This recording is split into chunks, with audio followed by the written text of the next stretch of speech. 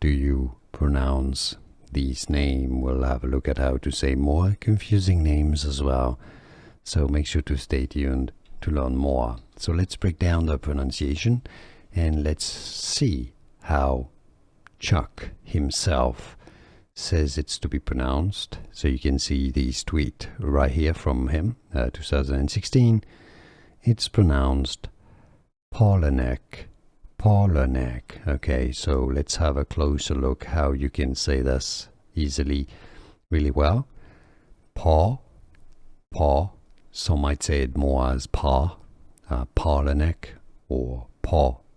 Palahniuk. Stress on the first syllable. Palahniuk is how you pronounce this name, at least according to Chuck. And now you know. More videos for you here to learn more. I'll see you there. Thanks for watching.